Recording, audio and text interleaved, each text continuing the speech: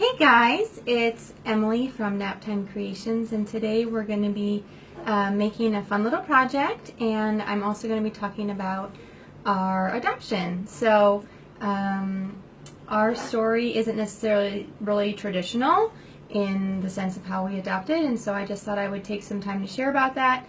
And the reason I'm taking today to do that is because actually today is the 1-year anniversary since we brought our daughter home. So it's a fun day for us to celebrate, and yeah, we're just going to take some time to talk about it. And then we're also going to make these cute little hair flowers that I have here, and just put some clips on the back. So I'm going to just make sure this is coming up on my Facebook page, and then we're going to go ahead and get started with this project. So again, we're making these cute felt hair flowers and talking about adoption today. So let's get started.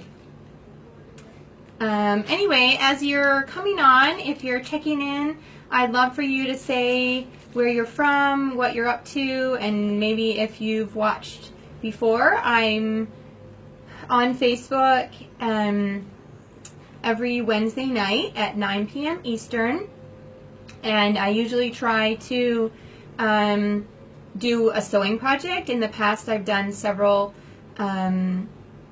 I've sewed several of my free patterns, and that's gone over really big. So today I'm doing something a little different, just because of us celebrating our daughter's adoption and that it's been 1 year. So so today we're going to do something a little bit different. Hi! Glad you guys are checking in. If you're just coming by, please say hi. Let me know you're watching, maybe where you're watching from. And we're going to go ahead and get started in just a minute. Hi from Washington. So if you have any connection with adoption, or know someone, or you have adopted, I'd love to hear that as well. Today we're going to be making felt flowers for hair clips, and talking about adoption. So I'm super excited. It's a little different from what I normally do, and we'll be back to, hi Nadine, we'll be back to, I'm sorry you can't hear. Anyone else having a problem hearing? I don't know why, I'm sorry you can't hear it. Can anyone else tell me if you can hear? Is this, I want to make sure we can all hear. Okay. So, okay, all right, great. Glad to know you can hear. Okay, so, yeah, normally I sew my free patterns or sewing tutorial Wednesday nights at 9 Eastern. But today is the 1-year anniversary since we brought our daughter home from China. And so I thought I would just take some time to kind of share our story. And then I've been making her these felt hair bows, or flowers, and so I thought I would just show you how to do it. It's super easy, but let's have like a fun little tutorial as well for these felt hair clips. So before I even get started, I just want to say thanks for coming, and please let me know if you have any questions while I'm doing this, or any comments. And if you're watching in a video that says shared by at the top, you'll want to click through to the original video to leave a comment so that I can understand. So I'm glad you guys can hear, and I'm glad you guys are stopping by, and super excited today.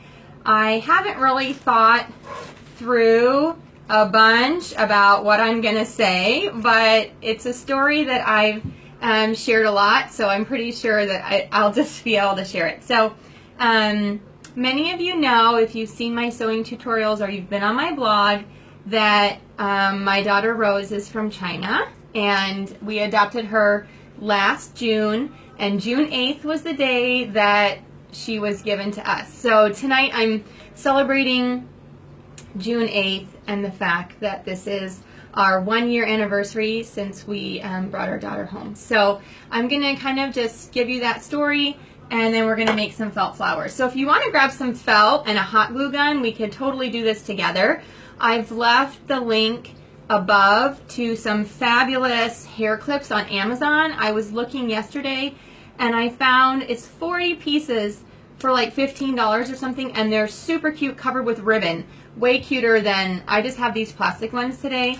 I have these ribbon covered ones, but they're kind of these claw clips, and they kind of pull my daughter's hair. She doesn't like them as much. She really prefers these. So you should check out the Amazon link because it is super, looks like a great deal. I'm going to have to pick those up because we go through a lot of these. So anyway, so last week I posted this tutorial on my blog, and I guess I'll have to add the link for that because I didn't really put that on there, but I can go ahead and do that. And so actually, Ellen, can you go ahead? My sister is kind of my assistant. Ellen, can you go grab the felt flower link from my blog and edit this video and put that in there? That'd be great. So anyway, so we're making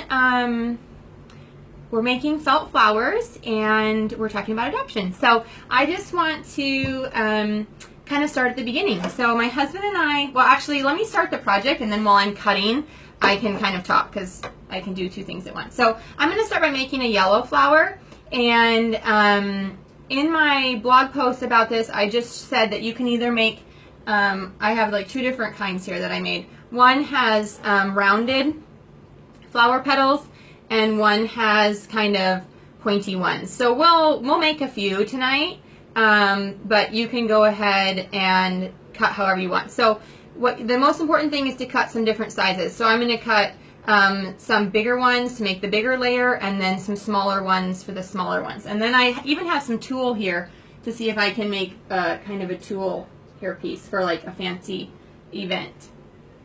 Okay, so I'm going to start by cutting, and I'm just going to start talking, and if you have any questions, please go ahead and leave them. Make sure you're on the original live video, not one that says shared by. If you're on a shared by thread, you'll have to click through so I can see your comments. So my husband and I were married in 2003. We're about to celebrate our 13-year anniversary, and adoption was something that we discussed from the very beginning. It was not something that was ever, it was always something that we knew we wanted to do. My husband had a friend of his that was adopted, and I knew some kids that were adopted, and for me it was just something that I knew I wanted in our future. So I was really happy when my husband was also very open to the idea, and we started talking about it right away when we got married. Well, 2 weeks after we got married, we moved to Hong Kong. Actually, my husband had been teaching here already. We're still here. And so I moved to Hong Kong, and while in our first few years of marriage, we had several of our friends who adopted through a local Hong Kong adoption system, which was very kind of simple. It wasn't a lot of paperwork. You just had to go to a few meetings, file an application, and then it was just considered a local adoption here in the city. And so we thought that sounded really great. It also actually wasn't super expensive, which I know sometimes is a hang up for people with adoption, is how much it can cost. So we had to wait until we were married 3 years in order to be part of that program.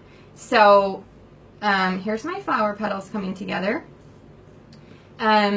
So we didn't want to have kids right away anyway. So we waited until we had been married about 3 years, and then we started this process. And at that point, we didn't even know if we were able to have children or not ourselves. But we wanted to just see if we could adopt first, and then we would see later if we could conceive our own children. But at this point, it wasn't overly important to us how we had children, just that we did want children. So we went through the process so that would have been the fall of 2006 to kind of get our names into the Hong Kong adoption system. And I'm going to turn on my hot glue gun and let it heat up while I'm talking. So I have my hot glue tray is this super attractive tray, but it does the job. So we'll just set that over there and let the glue gun warm up. So we were really excited. We were both teaching at this time and and loved kids, and were thinking that we were getting ready to start a family. And the friends that we had known who had adopted from Hong Kong, it had kind of taken them about a year, start to finish, to go through the system. So in the fall of 2006, I told the school that I wouldn't be coming back the following fall in 2007 because I thought we were going to be having a child. So during the time that we were waiting to have been married 3 years so that we could apply for this, we didn't know it, but the Hong Kong adoption system went through some changes. And most of them are actually really good changes. So in Hong Kong and even in China, there's kind of a stigma, or can be a stigma, against adoption.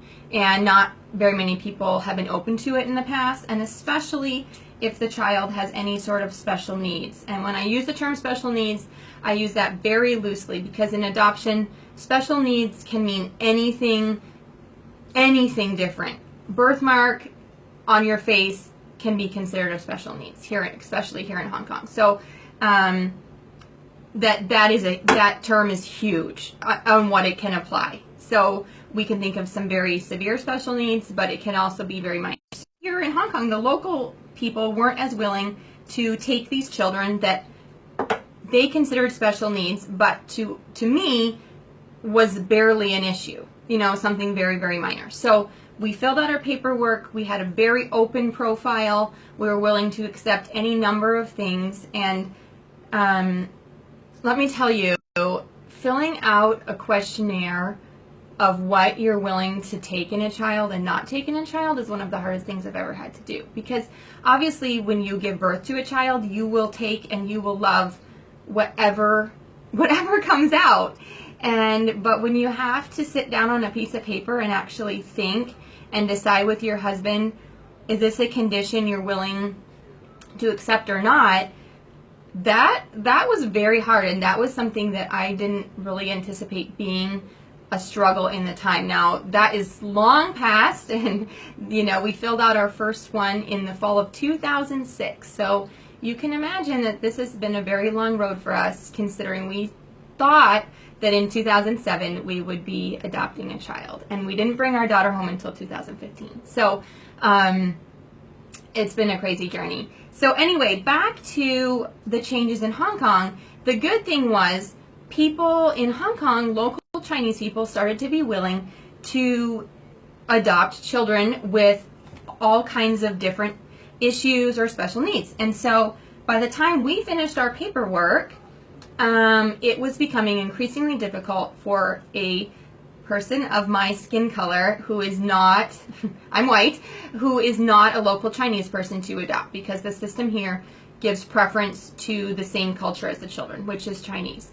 And it's a matching system where the social workers sit down with the family's profiles, the children's profiles, and then they try to make the best match. So it's not like a list where you just like tick, tick, tick down and eventually you'll get matched. It's kind of they call it a matching pool. So they have the kids here and they have the parents here, and then they try to make the best match for each child, which I appreciate that they're looking out for the children, but it meant that we were pretty far down on their list of who might be an acceptable family because of not being Chinese. So, all right, so I'm gonna just take a bit of a break from the story to tell you that I've cut a little circle, and this is going to be the base of my flower, and I'm going to take my first row of petals here, and I'm going to glue them on the thing. If you want to put a leaf in, now is a great time to do that, because I think it looks good if the leaf is you know, on the back side. You can also bring your leaf more to the front, but for me now it's going to be here. So, I should also check to see real quick if did this video get edited with the tutorial?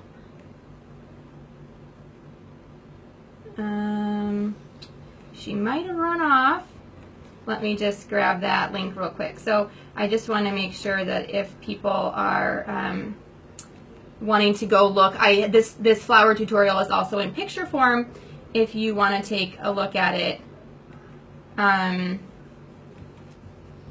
can I not edit this? Okay, so I've cut a circle and I'm going to put my first layer of petals on the circle.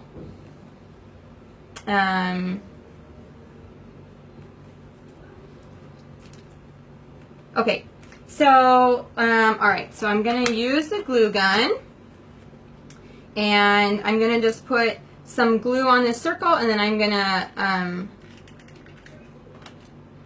put the petals kind of around on this first layer. And they don't all have to be the same size. You saw that I kind of just eyeballed and cut them as I went. I didn't really measure. If you want it to be more exact, you definitely can. I'm leaving a gap here because I'm going to put in, my hand is glued to it. Okay, so I got to wait till it dries to remove my hand. I'm leaving a gap here where I'm going to put in a green leaf. Okay? All right, so back to our story. So in 2006, we were going through the adoption process to get our name in the pool. We were taking the classes, filling out the paperwork, and teaching at the Christian school that we taught at here that my husband still works at. So, and by spring of 2007, we had done everything that we needed to get our names into this matching pool. And so we left for summer that year to go back to the U.S., thinking that probably sometime in the fall, which was about our 1 year mark since we started, that we would be matched with a child. And so we were really excited about this, and I wasn't going to be teaching in the fall. I had officially given my notice. Hey, April. I had given my notice, and I wasn't going to be working any longer. So we came back from the U.S. People had thrown me a baby shower, an adoption shower in America, because we were we had 5 or 6 other teaching friends who 2 or 3 years before this had adopted in Hong Kong, and it had been very fast for them, about the year. So I was very much anticipating that in that fall that we would be matched with a child, and we had said that we'd be willing to take anyone, you know, kind of under 1.5 years. That's what we were hoping. It was my first child. I kind of wanted a little one. And so again, you know, things change over time, but that's kind of what I was thinking. So anyway, so we came back and I started, I did some substitute teaching. I'm going to add my second layer of petals on now. Actually, I need one more. I started substitute teaching to keep busy. My husband moved into a full-time principal role, which he had been doing kind of a mix of being a principal and being a teacher the year before as he kind of transitioned. And so we, yeah, so we were really excited and looking forward to, and I just was really thinking this was going to happen. So I did a lot of substitute teaching, which is good because it kept me really busy. And I made birth announcements, like adoption announcements. I did baby crafts. I was, you know, I quilted a baby blanket. I was like so excited. And as the months wore on, and our social worker was like, yeah, you know, really, most of the kids are going to Chinese families. You guys better brace yourself for that this could be a longer wait. I began to get, it was really depressing. It was really definitely a hard time for me. Not working. Many of my other friends were getting pregnant or having children. And so I saw that, and I just, you know, we really felt like adoption was something we had been called to do, and so we were, you know, thinking, should we stick this out? Or, you know, you just start to question your passions. This for us was a passion and something we were really excited about. So this flower is turning out to be a little bit big. This might have to be for me instead of my daughter, but it's turning out really cute. So I'm going to add a few more smaller petals. Can you see that? And then I'm going to glue it on the clip.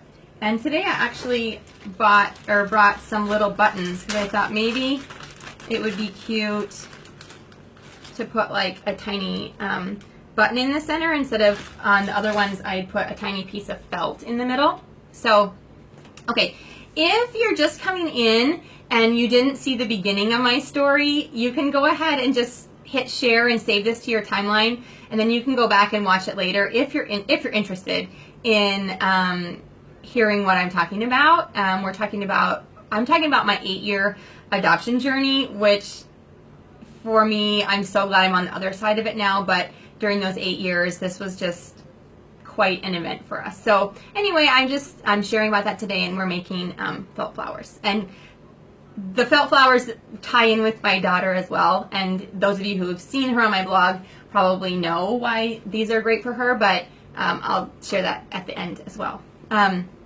So anyway, so the months were on, we're still waiting, and they had told us during this adoption process here in Hong Kong that you could not get pregnant. So if you got pregnant, you were immediately taken off the adoption list, and you had to start over when your child was like 1 year old. So we had put so much into this that we didn't want to be set back in our adoption process. So we were trying at that point to not get pregnant, even though we didn't really know if we were able to get pregnant or not. Because actually I should back up. The year before we started adopting, we had given ourselves about a 9-month window, and we said, okay, we'll just try to get pregnant. And if it happens, great, we'll adopt second. If it doesn't happen, great, we'll adopt first. It didn't really matter to us. So, but those 9 months had gone by with no pregnancy. So we were also wondering, maybe there were some issues, maybe not. I know 9 months isn't forever, but it was also longer than, of course, most people expect, especially I was just in my 20s, that expect it will take to conceive. So anyway, so we thought maybe there were some issues, but we didn't really know, and we weren't going to pursue that because we were adopting. And so at this point, that was going to be our plan, at least for our first child, was to adopt. So anyway, I ended up pregnant during this time, and we were shocked and surprised, and I took multiple pregnancy tests because, of course, when we had been trying to get pregnant, I didn't get pregnant. But then all of a sudden, here I was pregnant in the end of 2007. We're at the end of 2007 now. So we had been trying to adopt for over a year, which we thought it was going to be fast, and it wasn't. And then all of a sudden, I was pregnant. So we thought, well, let's just wait and see how this goes. We're not going to tell our social worker right away because we don't want anyone to freak out and take us off this adoption list. We would like, you know, you just never know what will happen. And I miscarried very early at about 6 weeks, and of course it was very hard and not an easy thing, but for me, at least I knew that I could get pregnant, because up until that time, I had never even seen a positive pregnancy test in our months of trying. So it was a little bit of thinking, okay, well... Can I know stir things, but I don't know how to pour them. Can you just get the bag out of the... You have to try and get the bag in, or just eat off Rose's plate. No, she won't let me. Oh, well, try to get them down. Okay. Sorry, snack break from the kids. So I was a little bit excited, even though I was in the moment very devastated, but excited by the fact that it appeared that my husband and I were able to conceive. And so then we just decided that since the adoption was taking way longer than we wanted, and I should also mention that my husband is 9 years older than I am. So even though I was only 27, he was past his mid-30s, and we were ready to start a family. So we then decided that we would, cute, huh? That we would, since I had been able to conceive once, that we would try again to get pregnant. So instead of preventing pregnancy, we just said, well, let's again just go for it. And amazingly enough, and totally shocking to us, the very next month after my miscarriage, I was pregnant with my son, Jack. So this is in December of 2007. And at this point, our name was still in the adoption process, and we wanted to wait until the pregnancy was well into what you would consider secure to tell our social workers, because we knew as soon as we told them that they would pull us out of the adoption that we had poured our heart and soul into and still planned to go back to. But at this moment, we're excited that we were going to have a child in this other way. So anyway, there's my hair flower, and I've just glued the clip on the back. And this is a little bit floppy, so I'm just going to add some more glue to secure this. Here's a really great tip. Did you know that if you have like a project with a bunch of hot glue strings on it, that if you take a blow dryer and the blow dryer just melts all those little spidery webs away, and you don't have to spend forever. I mean, I pick and pick and pick, and sometimes you still can't get them all out. So that's a great, should I put this in my hair? There we go. That is big. I don't think that's going to work on a 2-year-old. I'll have to make my next one smaller. Okay, so I'll make a pink flower while I keep telling, and I'm going to make it smaller. Okay, so I was pregnant. The pregnancy, obviously, I delivered my son, but it was a very, very crazy pregnancy. I had tons of bleeding, bed rest, so I was very glad that I wasn't teaching that year, because it would have been really difficult to balance work and taking care of myself. But I was, because I was just substitute teaching, I was able to take the rest when I needed and just not do much. I didn't have any other children to take care of, so it was very easy. So we told our social worker, and they said, yep, you can't adopt now. You're having your own child. When your son is 9 months old, or when your child is 9 months old, you can put your name back onto our list and try again. So we were like, great. We're going to have this child, and then we're going to adopt our second one. And we were really gung-ho about it. So Jack was born. His labor and delivery is a whole nother story. Maybe I'll do that sometime. But he was born on August 28th, 2008, which for the Chinese, he was born here in Hong Kong, is a very lucky number, because it was 08/08/28. It was also right after the 2008 Olympics in China, so I spent my last month of pregnancy laying on a couch watching Olympics, which was a fun way for me to pass the time. So back to adoption. When Jack was 9 months old, we filed. It wasn't as much paperwork because they already knew us, so we just had to do some updates of our file, updates of our medical checks, and we were able to get back in the Hong Kong adoption system.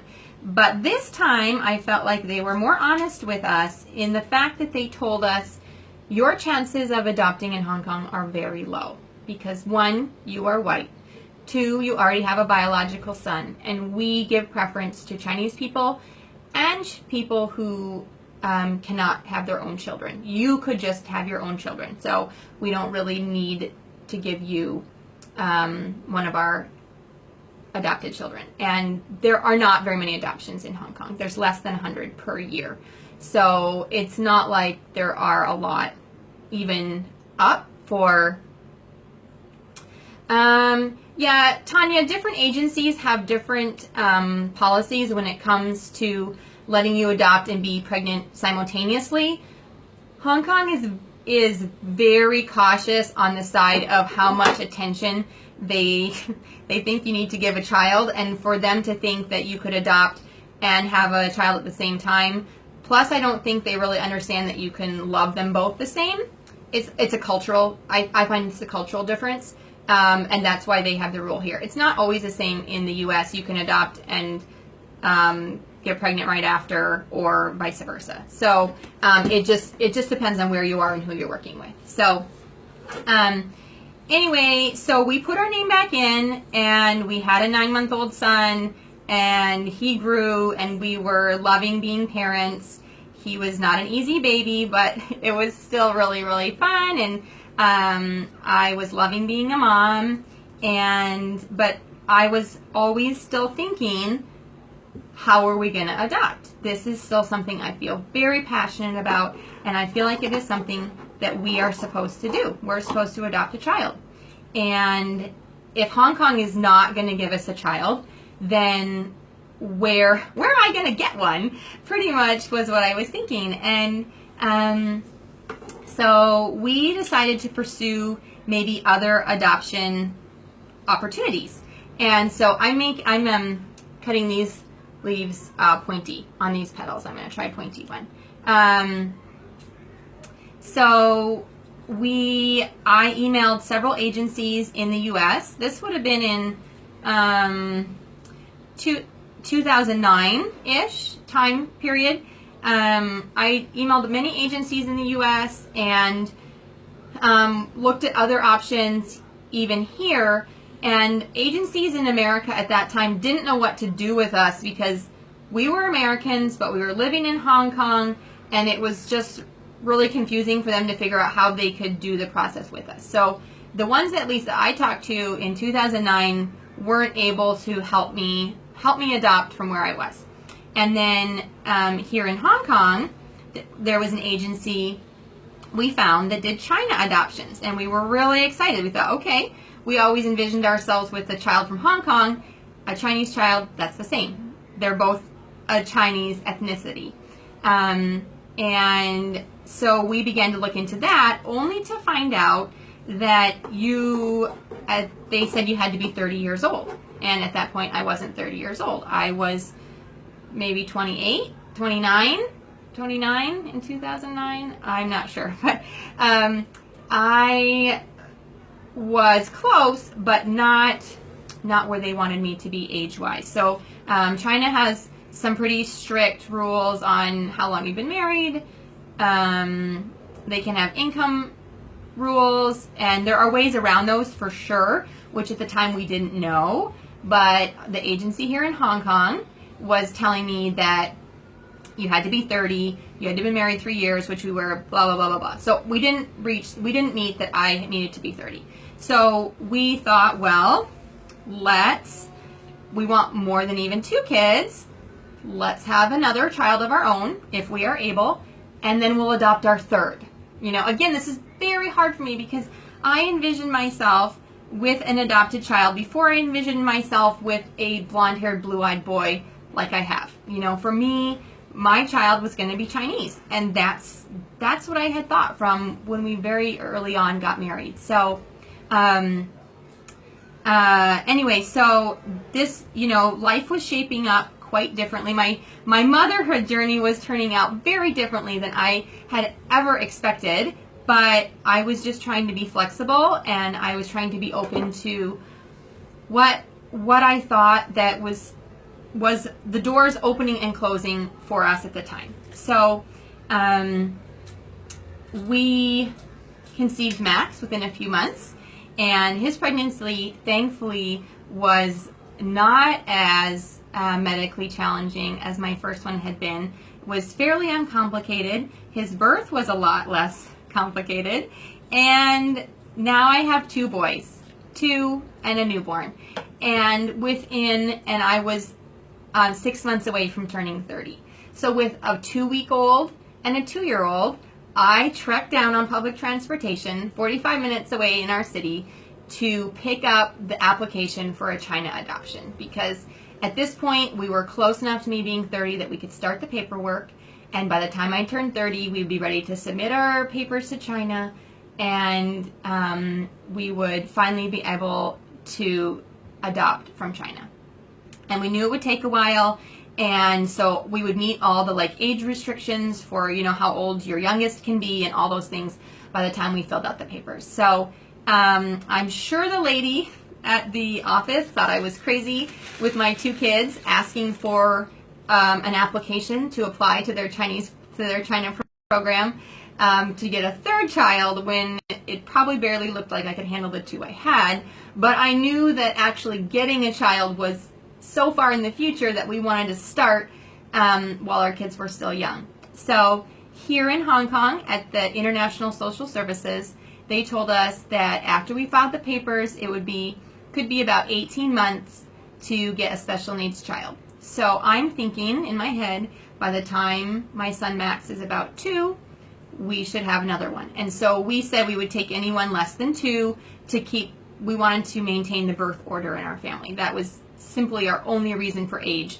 And at this point, having 2 boys, I was pretty stuck on getting a girl. We had been open to a boy or a girl when we were adopting in Hong Kong, because at that point I only had 1 boy or I had 0 children, and so it didn't really matter. But at this point, if I was going to be able to have a little bit more say in my child, I really wanted to have a girl, because I would, of course, I'm girly. I wanted a daughter. So,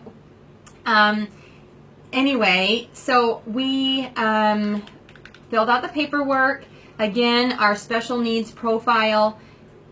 If you've ever filled anything out like that, you know that it's a crazy experience to have to think about what sort of issues are you willing to accept and not accept, and then you start to question, what kind of parent am I if I even say no? Because of course, if I birthed a child, I would take whatever there was.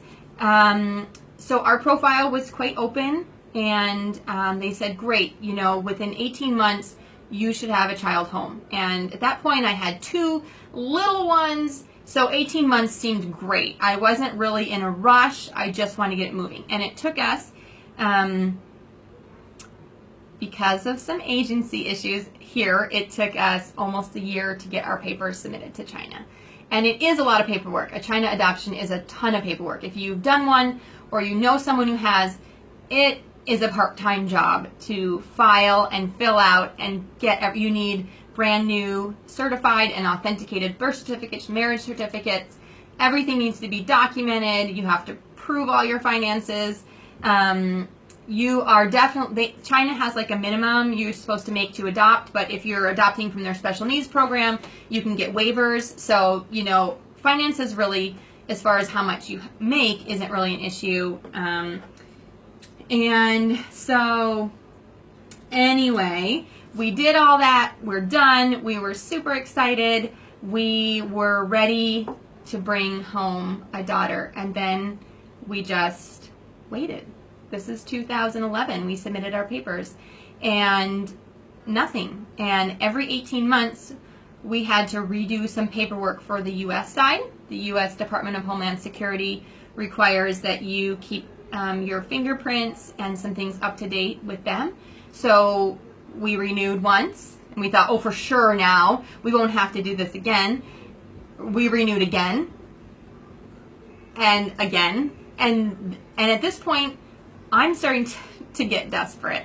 You know, I had 2 kids, but for me, this drive to adopt was something that was such a passion of mine, and I was so frustrated that it was a futile endeavor, that I had done everything that I thought I could do. And of course, you know, everything's totally out of my hands. I have no power in this situation, but it was still something that was super frustrating when I didn't think it should be. So we started looking at other options again, and some friends of ours at that time were going to be fostering a little girl coming from China, and she was just coming from China for some medical care, and they said they're going to have her for these few weeks, but they need someone for these few weeks. Would you be willing to take care of her?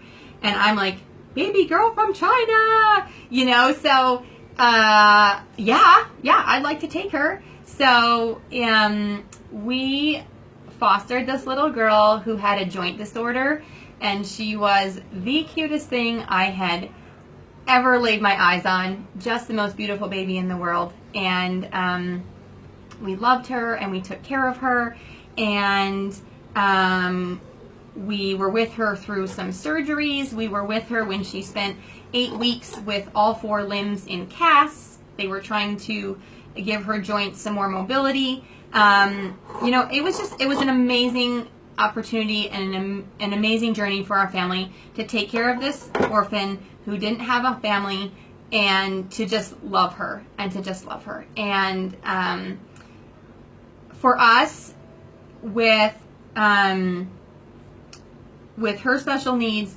we just thought our boys are very active. We didn't, at that point, they didn't know if she would walk or what she would be able to do. So we didn't think it was something that we were able to adopt, but we were able to just love on her during the 3 months she was in our home. And that led us to the thought of maybe we could foster and adopt. Is that a possibility? So we looked into that here in Hong Kong. I know in the U.S., foster to adopt is a whole program. Here in Hong Kong, we got different stories. Some people said, yeah, you can foster, and then maybe you can adopt. And then, so we started the process. And then as we got farther down the line, no, if you foster, this is not tied to adoption at all. And it began to be very clear that this was probably not going to be a route that was going to lead to an adoption. But I was still wanting to pursue being a foster parent, because I felt very strongly that, again, it's a wonderful thing to do. So we are a licensed foster family here in Hong Kong, and we've had a few short-term placements. We haven't ever taken a long-term placement, just because this all did coincide with us actually getting our daughter last year when we became approved foster family. But we have done some short-term ones. So anyway, so then there was that whole idea of fostering. And a year later, after we'd fostered this little girl, and I'm going to show you some pictures, we were given the opportunity again to foster through the same agency that brings babies from Hong Kong, or babies from China in orphanages, here to Hong Kong for medical care, from more rural orphanages where there just aren't the opportunities for them to get the help they might need. And so this charity provides medical intervention for orphans, and then hoping that will make them more adoptable. So in April 2014, we met our daughter for the first time as a foster baby, and the only information we were told about her was that she didn't have any ears and she couldn't hear. And at that point, of course, I wasn't familiar with oh, Tanya. Okay, so the little girl that we fostered originally did end up going back to China. I'll give you this really short side story. She went back to China and then was adopted by some of our friends. So she's actually here in Hong Kong. She had to go back while I did the paperwork, but now she's been adopted and she's here, and I get to see her all the time. So it's such a sweet story, and kind of a full circle that my friends fell in love with her and adopted her. So while we were fostering her. So she's here now. Her name is Madeline. She's gorgeous. She can walk. She's beautiful. She can do so many things. So, but this, can you see? This was the little baby that we were fostering in 2014, and her name was Jin Yi Li, and she was 6 months old, and yes, she didn't have any ears, and obviously you can't hear if you don't have any ears. Her ear canals were blocked over. So she came into our home, and we had her really for just one day. I'm trying to, I don't really have any super early pictures of her. She was super skinny when she first came. You can kind of see she was really, she very much filled out in the 2 months that we had her. But, so here's like first time swimming. Anyway, we fostered her for 2 months, and during that time she had a hearing test, and we actually found out more about the condition that she actually has. And when you don't have an outer ear, that's called microtia, and depending on what your ear canal looks like, you can also have a condition called atresia, which is if you're missing the ear canal. So, but that you actually have to have an MRI to find out. So we actually don't even know what my daughter's atresia condition is. We just know that she has a microtia on both sides. So she has bilateral microtia and no outer ears on either side. But the doctor that did the hearing test on the second day that she was with us just said, you know, this isn't a big deal. There are hearing aids that people can wear that conduct the sound from the outside inside, because her inner ear, the bones on the inside, are perfectly normal. They function just fine. They receive sound, they translate it to the brain. It's just an outer ear issue. And so at that point, we were like, oh, that is not bad. I mean, we were thinking maybe we'd end up with a kid with a cleft palate or a cleft lip, but of course our agency here in Hong Kong was getting us nowhere. Come to find out through all this, they'd never actually done a special needs adoption. They told us that it would take 18 months, but they'd never actually done it. A lot of people here had been more on the normal adoption list, and we were very much wanting to do the special needs list, and which are kind of two systems. I'm not going into all that, but and so we felt very deceived. Now we had this girl in our home that we wanted to adopt, and we were with an agency that we felt was pretty helpless. And so through my friend Carol, who actually adopted the other girl, she had been researching how to adopt this particular child. She connected me with Children's House International in the US, and I've left the link for that in this video because they're such a wonderful agency if you're interested in international adoption. And they can help people living overseas too. It's not just for people in America. So anyway, so we got connected with them, and that was, I'm trying to think. Oh, I left out a whole bit. I left out a whole bit. So, okay, let me just backtrack real briefly. I left out the bad bit. I guess I'm so excited about how happy it all turned out that I left out the other drama to our story. We had this girl. We wanted to adopt her. She was fitted with a hearing aid while she was here in Hong Kong. She learned to sit up.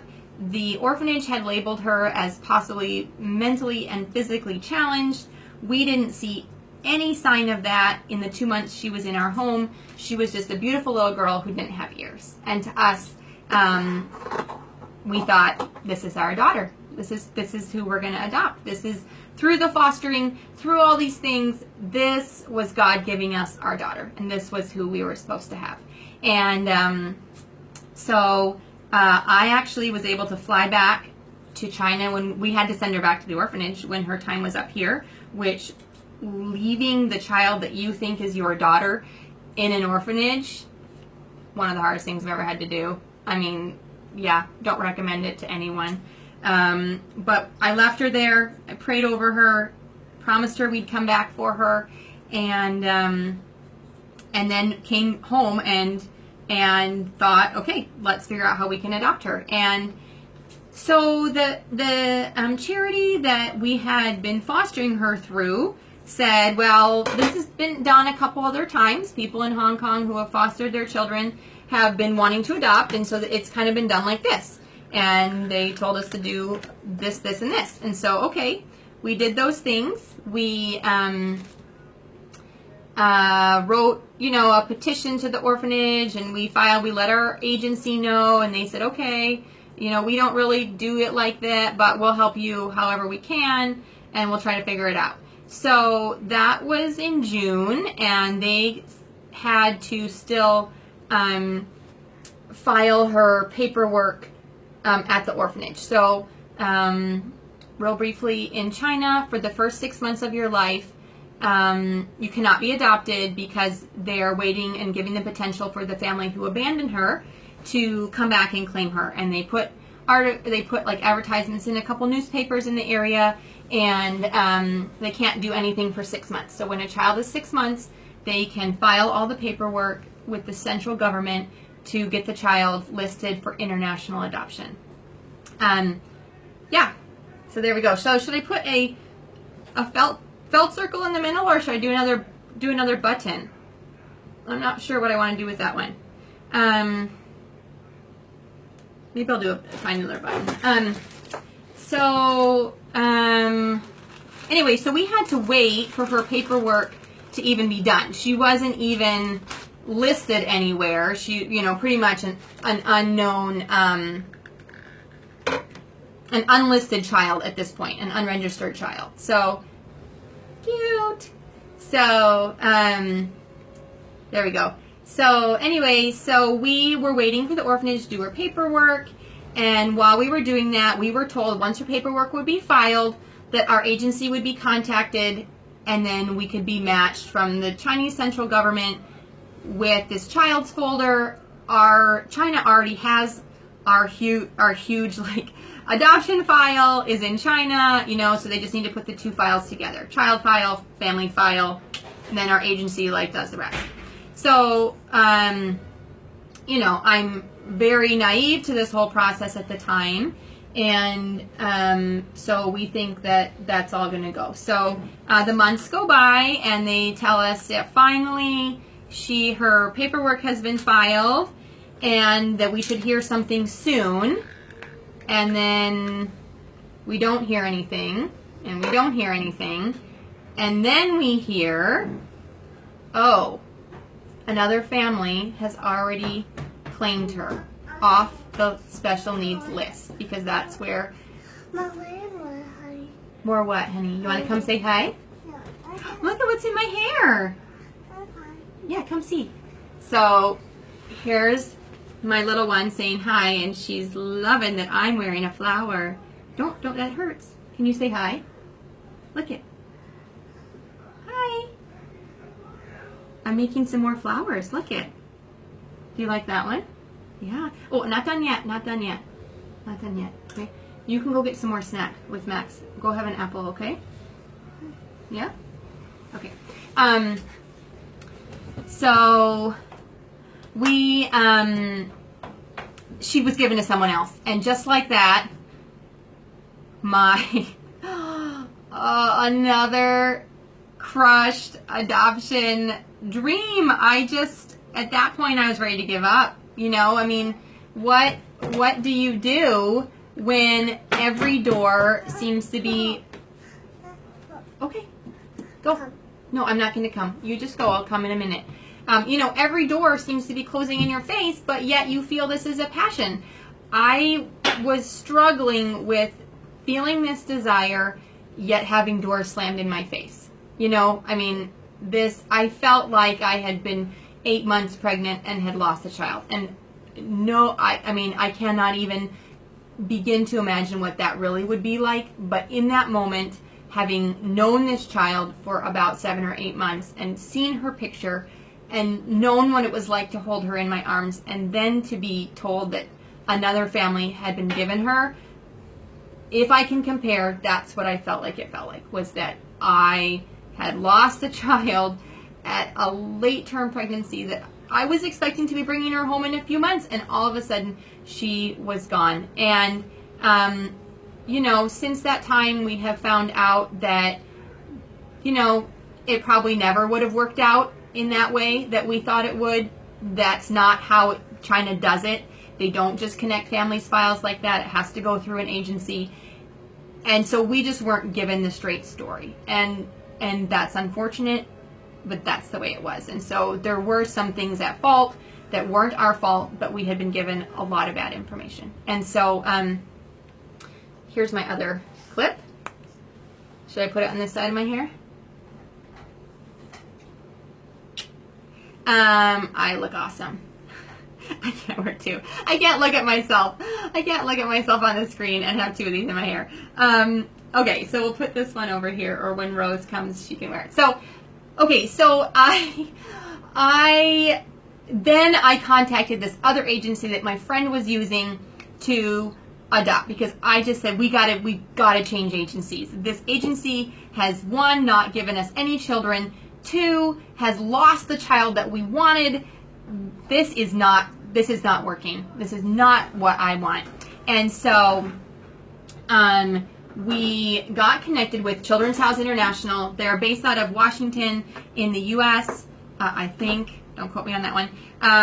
You can check their website. And they have done lots of international adoptions, and they've also helped Americans living overseas adopt from China. So my friend was using them and had just started the process to bring home this other little girl that we had fostered. So I contacted them. Within 2 weeks, we had flown a social worker in from, an accredited social worker in from China to do our new home study. Essentially, we started over with a lot of the adoption things. So let's see, 2006, this is now 2014. So that's a lot of years, 6 years of completely wasted paperwork and money. But when you bring your daughter home, it's not a waste. But at the time, very frustrating. Started over, we were able to reuse the file that China had on our family that was on file in China. We were able to request and pay more money for that to be transferred from one agency's name to another agency's name and keep that file. So we didn't end up starting all over on a lot of the paperwork. We were able to keep that. We just had to redo a few things that had been outdated. Thankfully, our fingerprints that we've been keeping up every 18 months were still good until the July. This was December. So we did a home study with a new social worker. I was like gung-ho on paperwork again. At this point, we were just gonna try to adopt another child. But this agency did special needs adoptions. They were bringing kids home in, They were bringing kids home in less than a year. So I was thinking, okay, a year from now, this agency has done it. They're not like our other agency that told us they could do it and then actually had never done it. And so we were going to just try to, they have a waiting child list, and you can look through different children and you can see, Lisa, you can just save it to your timeline and come back and finish when the kids are in bed. It will be here on Facebook. We were just going to find another child. We were just going to find another child. My son at the time was 4, so we thought, well, we can still maintain birth order and adopt up to a 4-year-old now. And so we were just really open. We refilled out some of that paperwork. And in January, in December of 2014, we were getting everything together to find another child and work on adopting her. And so we were all set to do that. We went back to America for Christmas that year. I'm going to try to make a little tulle flower by just, I've cut a long strip of tulle. And I've cut a little circle, and I'm going to try just to like put it around and keep going many layers. So I'll show you if it works out when I'm done while I'm talking. So we were going to just try to find another child, and while we were waiting for everything to be approved, we were back in America for Christmas when we got a phone call from that original charity again, where we had fostered through, that said, little Yeely's file is available again. We don't know what happened with the other family, but if you want to try again, her file is open, which means anyone can grab it. And by grab it, I mean, file the papers. So now we had an agency that could get this file. We had one who was proactive enough and knew enough about special needs adoption who could go get that file for us. So on Christmas Eve 2014, we found out again that our current agency, who knew what they were doing, had possession of her file. And when an agency has possession of a child's file, that means that you have several months to then submit the proper paperwork to finish the adoption and bring the child home. So we didn't have a rush. Once our agency had her file, we knew, we breathed easy. And I totally doubted that this would, you know, when we said, let's try, I didn't think it would happen. I was very, very pessimistic about the situation. Even when the agency said we found her file, I said, show me a picture. I don't believe it's the same girl. And they sent me a picture and I'm like, it's her. That's who it is. And it was her. They had gotten a hold of her file. And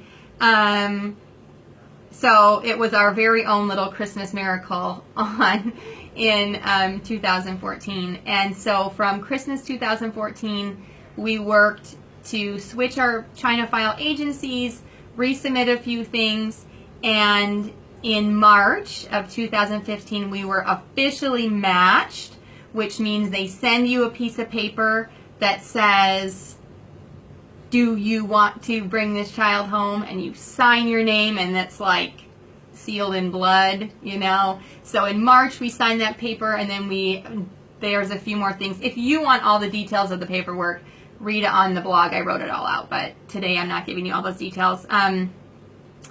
So they, you know, so we signed it. Yes, we want to adopt her. And then we waited, and in May, we were given approval to travel and go get her. And once you're given approval, generally within 1 to 2 weeks, you leave to travel to China. And at this point, we were ready to go. You know, I was like, I'll leave tomorrow. But of course, it's not up to me. Other people have to make the plans as well. It wasn't all up to me. And so then another little hang up was that the orphanage said, no adoptions for these like 3 weeks when we thought we were going to be able to go get her. Someone's going to be out of town. No one can do it. You can't come. And I'm like, I am coming. This is my child. I've been waiting for her for what seemed like forever. Really, this particular child, it was still a year. And because I had taken her back to the orphanage in June of 2014, this was now June of 2015, I was ready to go get her. And they were like, no. But our amazing agency was able to push and say, that's ridiculous. They're ready to come. The Chinese government has given them permission to come. You need to have someone there who can, you know, finish this adoption. So it ended up to be we had to wait 1 week longer than we could have. But we were able to go, and on June 8th last year, we went to this office and we were handed this little girl who we knew, but in the year since we had seen her had just, you know, she went from being a 8-month-old when I took her back to China to now being a year and 8 months old. And so it was very different, but it was still so amazing. And she, of course, didn't remember us at all, but was such a special reunion for us. So I'll show you a few pictures of our adoption trip last June as we kind of finish some things up. So here is, let's see, so I made these shirts for the kids, Big Bro, Little Sis shirts. That's a free file on my blog. And then this was me standing by as we were going our flight to China. And this is me signing the first you get your child, this is in the office, and you get 24-hour custody. So this is me putting my fingerprints on our 24-hour initial custody. And then we took her back to our hotel room. And I mean, what a wild thing to take a kid that you don't know and you just take them back to your hotel and you try to start life together. And yeah, wild.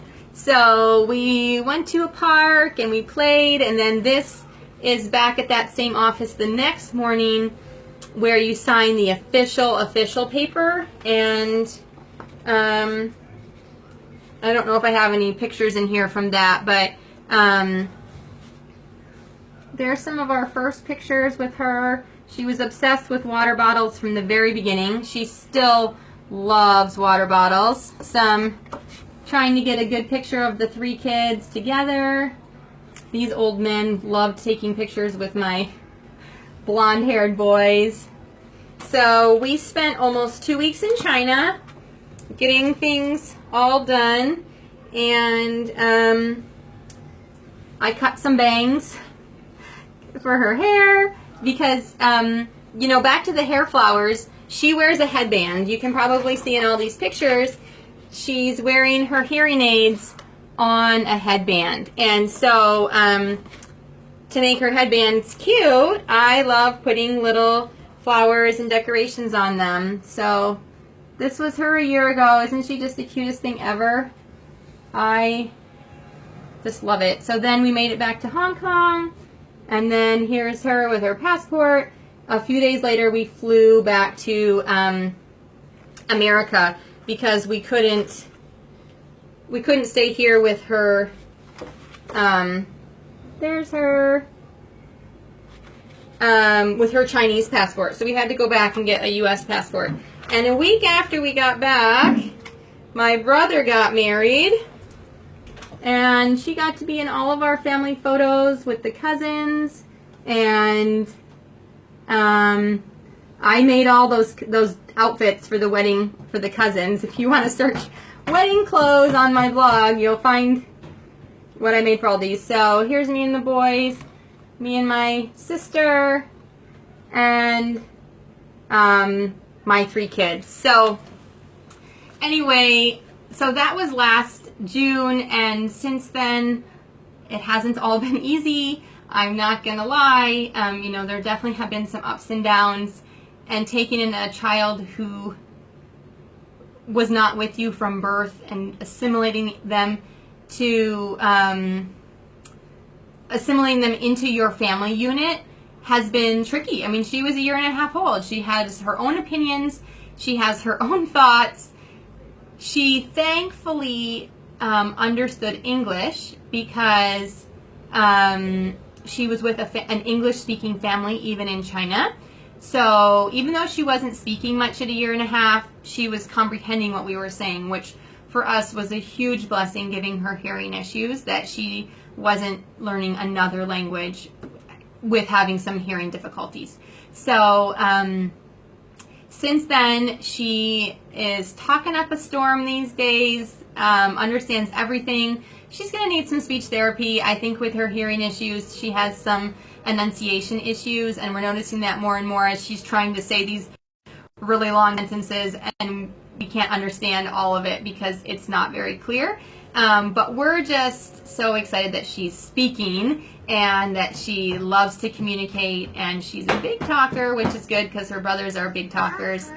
You're hungry? Well, Mommy's going to be done in a few minutes, okay? Do you want to try on my new bow? Do you want to put this one on? It matches your outfit. Come here.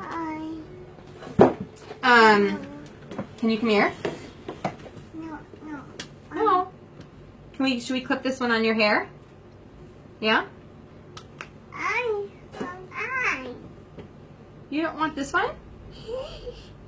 That's an old one. Can we do one of the new ones? This one, look at how pretty it is. No. Oh, I got my scissors. Can you go get the scissors? So anyway, so it's been an adjustment period for sure. But I felt like we were prepared. We had read, you know, we'd studied, and you're never fully prepared. Just like you can read and study about childbirth, but are you ever really ready for it? No. What? I know, Mommy's making this one too.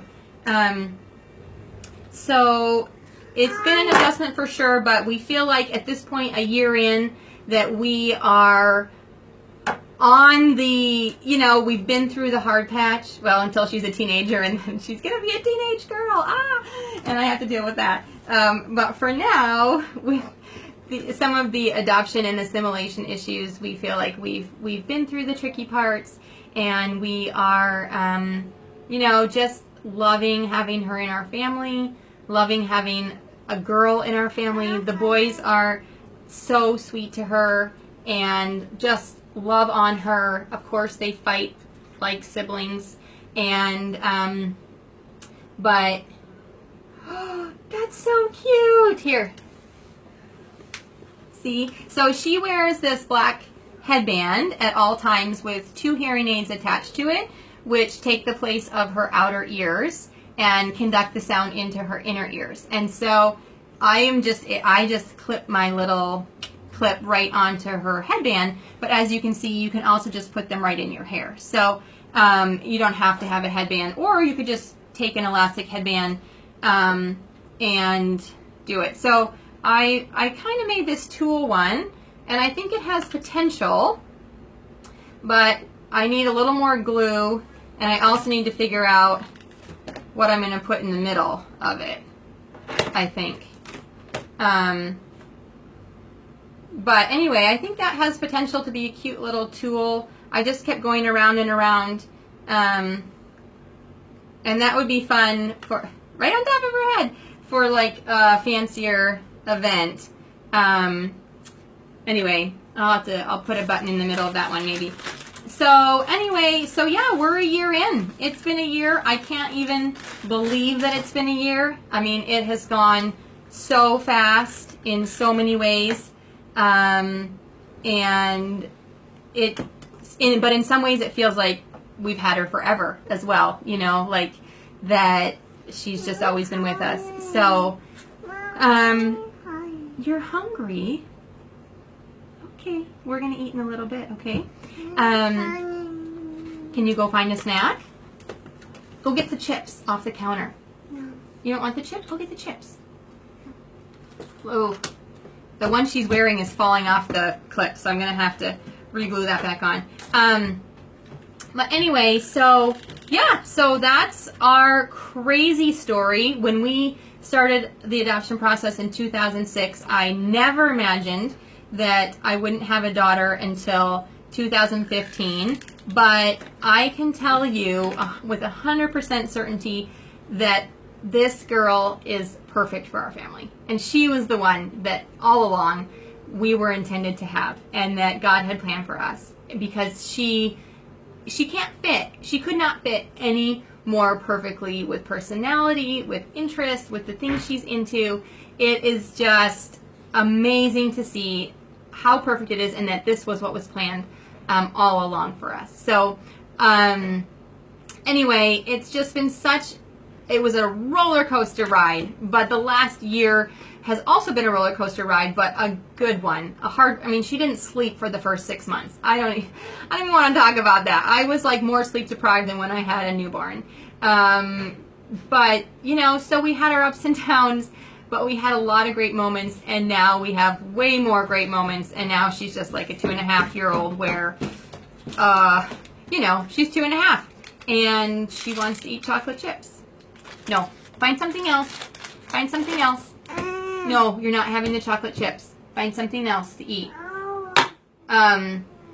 So anyway, we so blessed. We're 1 week from heading back to our second summer in the U.S. with cousins and fun and enjoying the time together. And I just wanted to mention real quick before I sign off that, one, I'd love if you subscribe to this Facebook page or follow my blog in some way. I normally show sewing tutorials this time on Wednesday nights, and I have tons of free patterns, and I've been sewing them up and showing you what I can do. But I also I left a link for the place where I do my photo books. This is how I am preserving our family's photos, with these amazing photo books. And they're not super cheap, but I have to tell you, to have this book that has all of 2015's photos, actually not all, I take way too many photos. The good photos from 2015 are all in here. I mean, it's our whole year, and I can like choose different layouts, different pictures. You can put text on if you want. I just keep it really simple because I don't have time to make it super cute like a scrapbook. but you could, like, they have digital stickers and all kinds of things. And I've been doing this for several years, and it's just an amazing way to preserve my family's memories. I mean, I grew up with a mom who had bookcases full of printed photos in photo albums, and I use Mixbooks to make these books, and it's such an amazing company. You can have, this isn't even, I can have more pages than this if I want. This is, I think you can have a couple hundred, and this one is like 150, and you can choose glossy. This one is glossy photo paper, so it's a little bit thicker. This one, I think I just chose, like, it's like just thick print paper, but it's not as glossy. So, of course, the glossy photo paper was a bit more, but I went with it for this year because I really, yeah, you can have some of this. I really like the way it looked. So there's tons of options. There's tons of cute stickers you can add. Mommy's going to dish them up for you. No, if you want it, I will do it. Sorry, super healthy snack here. So anyway, yeah, so if you're looking for a way to really preserve pictures and it's easy, you can start the project. I work on it pretty much the whole year. I start, you know, I try to go month by month, but usually I get behind a few months and I have to, like, catch up, you know, over a certain time of, I do several months, but you just save the project and you come back and you can upload, like, you know, hundreds of photos at a time. So I just, you know, click and drag my whole February folder onto the site, and then it's super easy. So it's really, really a great way to keep your memories, and anyway, we love it. So we've got some fat photo books from every year, and these are the 12 by 12s, like scrapbook size, but there's all different sizes, and I just have done classic white, but you can, you know, put photos on the front. You can design it however you want. So I love Mixbooks, and I love photo books in general. I love photos in general. I take thousands and thousands and thousands. So, all right, I didn't think through that. Cheetos might be worse than chocolate chips. I was just thinking it's not sweet, but you're right, it's terrible. My husband went to the grocery store last night. I was out, and they came back with some non-mom approved snacks, let's just say. There's also ice cream in our freezer, which I never buy. So the book generally is, they're always running sales. So that's the thing. I make the book, I get it ready to order, and then I wait for like a 40 or 50% off. So it probably cost me between $150 and $200 for this book, even using a sale coupon. But when I think about how many photos are in here, thousands, and I think about how much it would have cost me to print each photo and to buy a nice photo album to put them in, because nice photo albums are at least, you know, $20 or $30. It's not that much difference. Yeah, you can't eat them in here. It's too crinkly and crunchy. And don't have very many. We're going to have lunch in a little bit. So anyway, it's not that much difference, and this is actually, to me, way more gorgeous than my old, like, printed photo books. So anyway, yeah, so that's my digital photo albums. We have a whole shelf of them, but they take up way less space, too, than the old, like, printed photo albums. So anyway, I'm so glad for those of you who stuck around to hear about my adoption. I hope I didn't ramble on too long. And check out the post on making these felt flowers. So this is the pink one I made. This is the yellow one I made. And this was my attempt at a little, like, tulle poof. So anyway, that could be cute, right? And not on me, obviously, but maybe Rose. So anyway, I'm so glad you stuck around and listened. And if you have any questions, you can go ahead and leave a comment or drop me a message, and I'm happy to respond or answer any adoption questions you might have or anything else. So I'll be back next week with a sewing tutorial, and I'm super excited. So have a great night or day wherever you are, and we'll talk to you later. Bye!